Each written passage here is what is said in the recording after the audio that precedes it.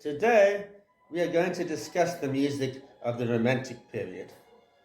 This was an era that started around 1800, perhaps even 1820 according to some, and ended roughly around 1900. There are various reasons why the Romantic period began. Essentially, it was a reaction to the excessive rationalism of the Classical period. In the Classical period, the emphasis was on reason, on proportion, on understanding things. It was a time of universalism. There were universal values which the composers tried to portray. Now, during the Romantic period, the emphasis was more on the individual. An individual looked within himself and tried to portray his feelings. Sources of inspiration were many. During the Romantic period, there was a new interest in the supernatural, in dreams, in fantasy. People dreamt of far-off lands, far-off places, and they depicted these ideas in their music. They loved the Middle Ages, the minstrels, they loved romantic stories, far-off lands. This, in a sense, was what was known as exoticism. Exoticism was one of the influences. There was nationalism. People turned to their national folk dances. Suddenly there was an interest in this. They actually incorporated their national folk dance melodies into their music. They took a keen interest in their own heritage. Each country looked within itself. Suddenly we start seeing bohemian dance melodies and rhythms and music. Politically, it was eventually, later on during the 19th century, it was the time of the Industrial Revolution. This sparked many other, as it were, human conditions: poverty, suffering, uncertainty. People lost their jobs because of machines. So now people started to lose faith in the idealism, in the heroism, as it were, of the Classical period. Beethoven's music is always described as depicting heroism.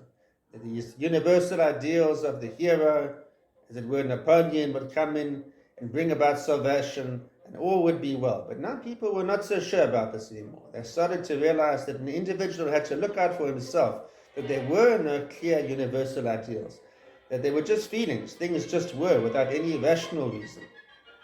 So that was the influence of nationalism, the influence of the Industrial Revolution. Another key element within their thinking was nature. Now people were actually really interested in nature. It wasn't only about depicting a balanced, proportional architecture as it was during the Classical era. Now people turned to simple scenery. It was enough just to conjure up the feelings of an early morning, of a sunset. If you were inspired by a plant, by an orchard, this could actually form the inspiration for your music. And the music itself encompassed greater extremes of expression. There were extremes of tempi. The Romantic harmonic language was more sophisticated than the Classical harmonic language. It had its grounding in the Classical period.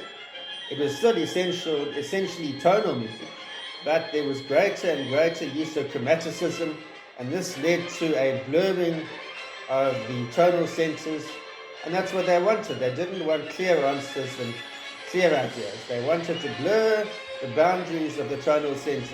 As we see later on, there was cadential evasion.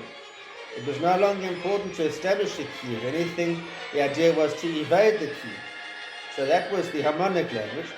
There were new forms in music. Essentially, sonata form was still one of the staples, but there were other forms which developed during the Romantic period, and we will look at these in greater detail. There was a greater use of tone color. We look at Liszt and how he developed the symphonic poem, with a great emphasis on tone color, how he blurred the lines in terms of the movements. It was one movement, he blurred the lines of harmony. So of course there were elements of the Classical era, but everything was new. There were extremes in all areas, extremes of emotion, extremes of color. It was a time of exploration. It was an exciting time. Of course there was much sadness and much introspection, but all of this was somehow depicted in the music. And it will be in a very interesting series of lectures as we slowly unpack all of these details, we try to understand the feelings of the Romantic era, what they were trying to say. We look at the different forms that emerge.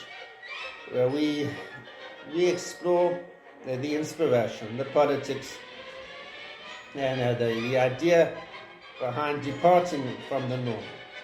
I mean, some of the Romantic composers were revolutionaries. They introduced massive orchestras. Liszt was the first one to bring the piano into the concert hall. This was not met with approval by the purists. They felt that the piano should stay in the salon and be for the elite. Music became for the common man.